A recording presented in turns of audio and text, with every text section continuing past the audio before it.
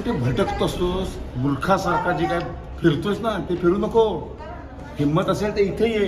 हे cellular जेलची कोठडी आहे. ये इकडे या बाळा म्हणजे ये. देखा आपने, मराठी में इस सज्जन पुरुष शरद पोंक्षे ने स्पष्ट कहा है कि राहुल गांधी जैसे मूर्खों के अंदर अगर वास्तव में सामर्थ्य है तो एक दिन के लिए भी इस कोठरी में रहकर दिखा दे तो मान लेंगे कि बड़े कर्तव्यनिष्ठ हैं. नमस्कार, स्वागत है आपका टीएफआई पर, जो है देश का सबसे विश्वसनीय alternate news media portal.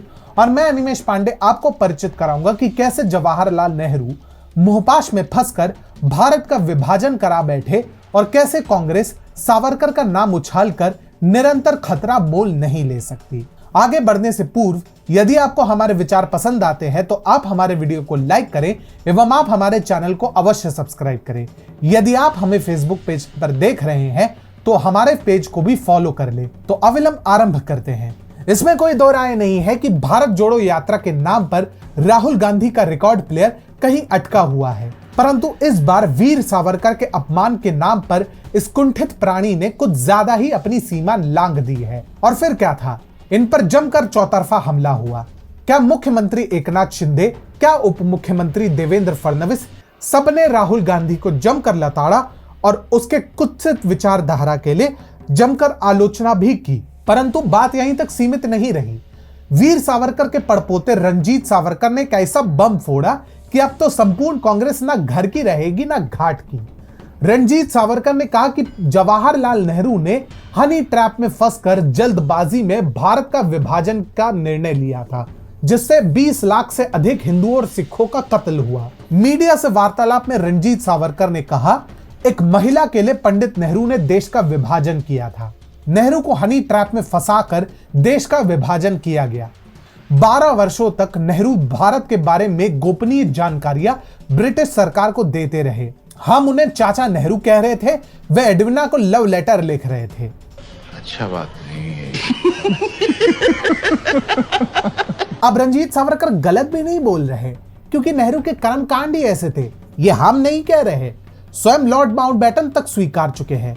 Janet Morgan ने अपनी किताब Edwina Mountbatten a life of her own में लिखा है कि वह नेहरू को समझाने मशोबरा एक हिल स्टेशन ले गई.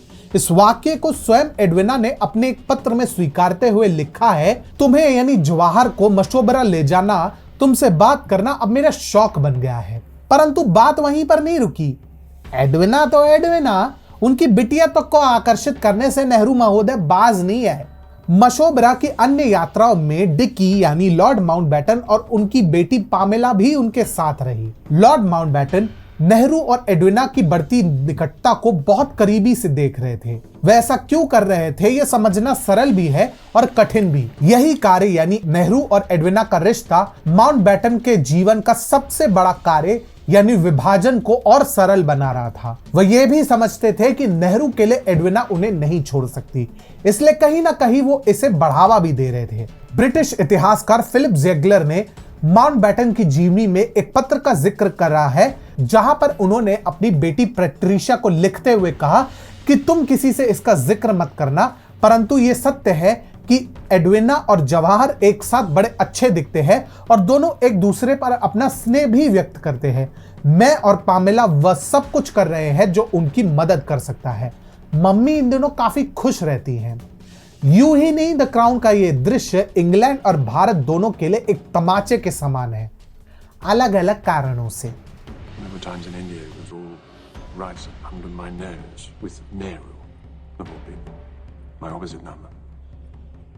Humiliation could not have been more